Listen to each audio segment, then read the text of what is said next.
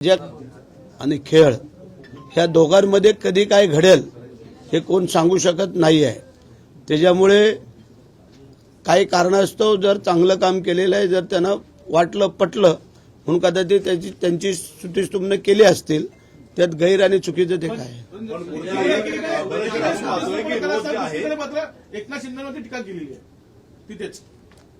तेच तर खरं आहे ना। अडचण तिथंच आहे। जर गिरे तो भी टांग ऊपर म्हणजे अजून पण जर काही लोकांना जर समजत नाही त्याला आमचा काय दोष आहे। काही शुभेच्छा दिल्यात का संजय राऊतांनी तुम्हाला? मला नाही देऊ शकत।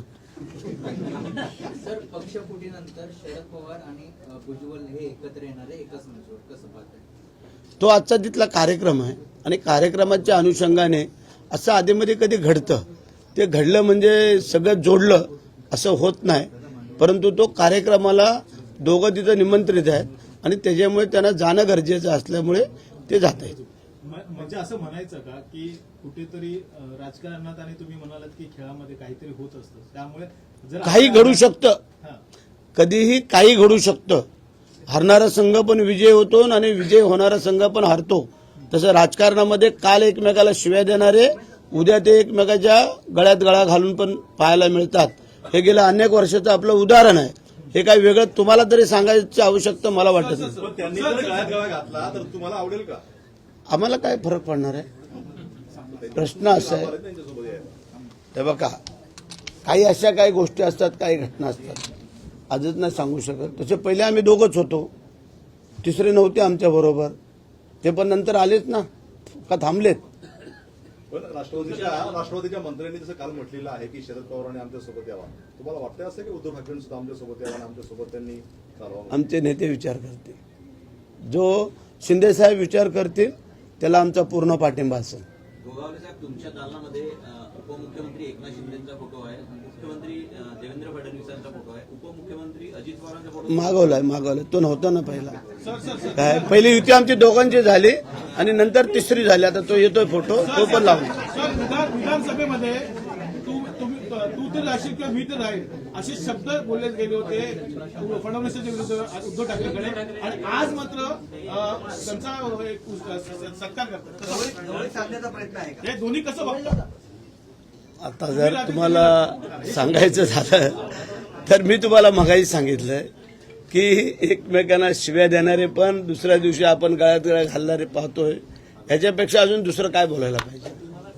लाडकी बहीण योजनेमध्ये आता छाननी केली जाणार आहे, काही नावं कमी करण्यात येणार आहे, मात्र विरोधक असं म्हणतात की फक्त निवडणुका तोंडावर ठेवून योजना चालवली आणि आता असं नाही आहे।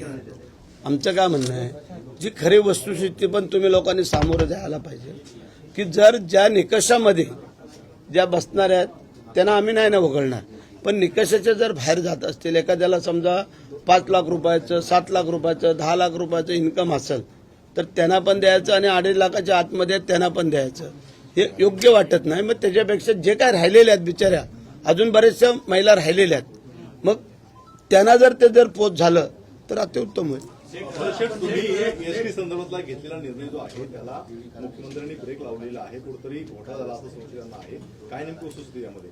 असं नाही आहे। निर्णय जो आम्ही घेतलेला आहे तो योग्य घेतलेला आहे। त्याचं कारण सांगतो की लाल पर्याय गेल्या अनेक वर्षाच्या बसेस ज्या आहेत त्या आता म्हणजे नादुरुस्त होत चाललेल्या आहेत, मध्येच कुठेतरी बंद पडतात, कोणी सांगतो वरनं पत्र्यातनं पाणी येतं, पावसाळी गळतायत। ह्या सगळ्या गोष्टीचा विचार करून हे आम्ही तो निर्णय घेतलेला आहे। निर्णय घेत असताना की जर तुम्ही 10 वर्षापूर्वीची जे काय हे आहे किंमत आहे तिथं तर 10 वर्षाच्या नंतर राहणार आहे का? थोडा तर विचार व्हायला पाहिजे की 10 वर्षामध्ये किती आपण वरती गेलेलो आहोत, किती भाववाढ झालेली आहे, काय झालेली आहे, ह्या विचाराने तो केलेला विचार आहे। त्यामध्ये काही नाही, त्यांनी आम्हाला सिद्ध करून द्यावं, जे काय कोण बोलतोय सांगतोय त्यांनी सिद्ध करावं। अजून त्यांना वर्क ऑर्डर नाही दिली आम्ही, फक्त आम्ही त्याची सगळी पूर्ण माहिती घेऊन तहकीकात करूनच आम्ही त्यांना ती ठरवलं आणि सगळ्या अधिकारी विचारविनिमय करून आम्ही केलेलं आहे की बाबा त्यांनी जे काय 10 ठेकेदार येतात, 10 मधले तिघांना मिळाले, बाकी 7 जणांना नाही मिळाले, मग त्या बाकी 7 जणांनी त्याच्यात मीठ, मसाला, चटणी, तेल सगळं बटर पिटर टाकून ते सगळं सांगितलेलं आहे, तर त्याची चौकशी होईल.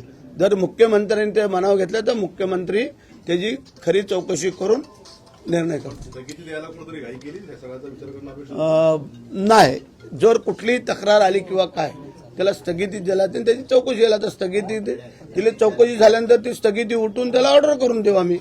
त्यात काय मोठं नव्हतं. एकनाथ शिंदेच्या काळात जे काही निर्णय घेतले गेले त्याला कुठेतरी ब्रेक लावण्याचा चुकीचं आहे. असं नाही आहे, असं नाही आहे. हे जे काय तुम्ही बोलताय किंवा काय ते योग्य नाही असं मला वाटतं. नाही असं मला वाटतं. मराठी फळ विक्रेत्याला मारहाण केली, शिवीगाळ करण्यात आली, कसं पाहते का एकीकडे मराठी बोलण्याबद्दल माफी मागा. हा, जे घडतंय ते काही थोडं चुकीचं पण होतंय असं आता वाटायला लागलेलं आहे. त्याच्यामुळे त्याच्यावरती योग्य निर्णय आम्ही घेऊ आणि जे काय अशा कुठं घटना घडत आहेत त्याला त्याच पद्धतीने प्रत्युत्तर पण दिलं जाईल. तुमच्या सहकारी मंत्री विभाग प्रमुखांची त्यांनी बैठक बोलवलेली आहे. विधानसभेत असं नाही मला वाटत. आम्हाला असं वाटतंय की त्यांच्याकडनं जी काही लोक थोडीशी हालचाल चलबिचल चालू आहे त्याच्या अनुषंगाने त्यांच्या मिटिंग असाव्यात असं मला वाटतंय. पण ठीक आहे, दोन्ही त्यांचं हे साध्य करावं की कोणी जाऊ पण नाही आणि त्याचा अर्थ आपल्याला पुढच्या निवडणुका लढायच्या. बजरंग सोनवणे असं म्हणतात अदिती तटकरे यांनी तुम्हाला काय शुभेच्छा दिल्या? आदित्य तटकरे शुभेच्छा दिल्यात म्हणजे आम्ही निवडून आल्यावर शुभेच्छा दिल्यात. मंत्रिपदाच्या पण त्यांनी शुभेच्छा दिल्यात. त्यात काय अडचणीचं बाब आहे नाही. अरे मगाशी सांगितलं ना आम्ही की जे आमचे नेतेवरती ठरवणारे बसलेले आहेत आणि ते योग्य निर्णय देतील असं आम्हाला वाटतंय. त्यामुळे राजन साळवी तुमच्या संपर्कात आहे, एंट्री होणार आहे असं कळतंय. किती लोकांनी संपर्कात आहे? प्रयत्न चालू आहे. ते 3-4 लोक आहेत, वेगवेगळी नावं नाही सांगू शकत आम्ही. तुम्ही लगेच त्याचा उहापोह करता आणि सगळं खुल्लम खुल्ला करून टाकता. त्याचं नाही. बजरंग सोनवणे असं म्हणतायत की बीडची जी केस आहे त्या बीडमध्ये न देता इतर ठिकाणी देण्यात आली. ठीक आहे, आता प्रत्येकच वेगवेगळं. आता पहिले पोलिसांकडे होतं, ते सीआयडीकडे गेलं, आता एसआयटी कडे सुरपूत केलं. आता एसआयटी पेक्षा जर वरती अजून काय असेल तरी जाऊ द्या. आता त्याचं दूध का दूध पाणी का पाणी केलं जाईल आणि होऊन जाईल. तर आता आम्हाला जर पूजा बिजा करू दे.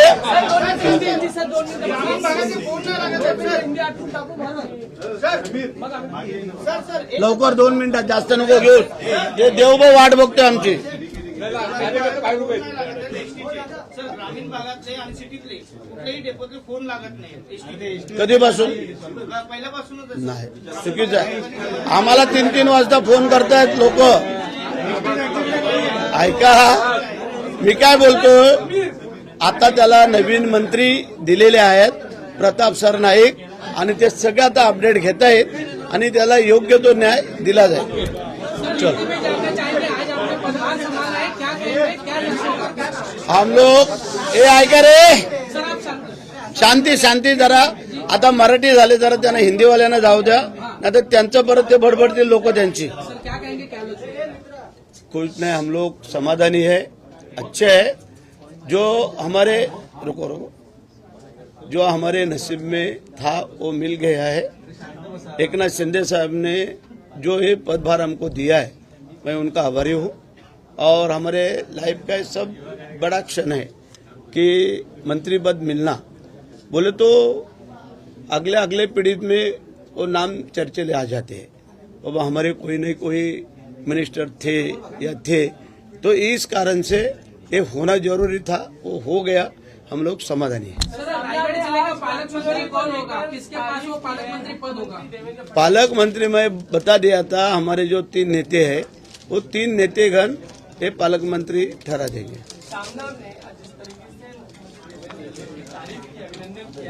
लेकिन पहले जिनके पास जरूरी था, यानी कि उनकी तारीफ में शब्द नहीं कहे.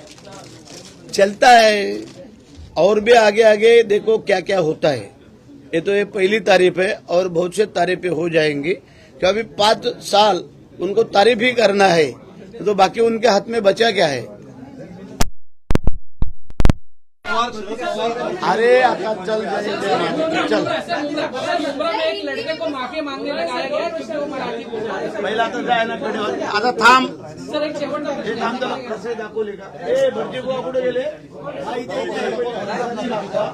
ह्यानं मला पेढे आणि पुढे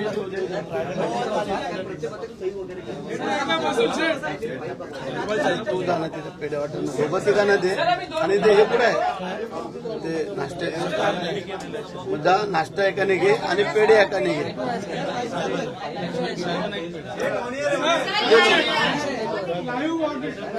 असू दे ना लाईव्ह व्हा नाही तर काय तुम्ही विचारतातच तसे तर त्याला करणार देखो सही बोलने में कभी घबरने का नहीं सवाल सर ये कि और फ्रैंकली बोलने में कभी डरने का नहीं लाड़की बहन योजना को लेकर अब ये कहा जा रहा है कि फिल्टर आप लगा रहे हैं कि 4 पहिया वाहन नहीं होना चाहिए, 2 पहिया वाहन नहीं होना चाहिए। अगर बाकी के जो फिल्टर्स आप लगाए जा रहे हैं, अब विपक्ष यही कहना है कि पहले ही योजना नहीं था, सिर्फ चुनावी योजना था। बात सही है आपका। ये पहले शरद पवार साहब ने ही ये उठाया था कि जिसके पास जो हो वैसा ही होना चाहिए और गरीब को मिलना चाहिए। तो अभी तभी जो क्या जल्दी में हो गया वो हो गया। अभी जो बता रहे कोई कि वह किसके बाद 4 पहिया का वाहन है, 2 पहिया का है, 5 लाख का उनको इनकम है, तो उसमें सुधार तो दुरुस्ती तो होना चाहिए। वही हो रहा है, बंद नहीं हो जा रहे। और उसमें अगर कोई बच्चे है तब भी वो नहीं होना पाए तो उनको अभी लेना चाहिए। ये हमारा शरद पवार के साथ दिखने वाले हे तुम्ही जाणार आहे पेढा आणि नाश्ता वाटणार तुम्ही काय इथं ऐकताय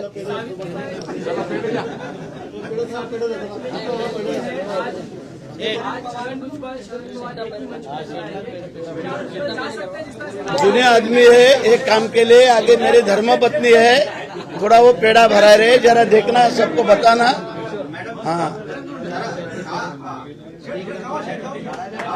हाँ आम्हाला तिला पण मी भरवतो ना आता हे चाव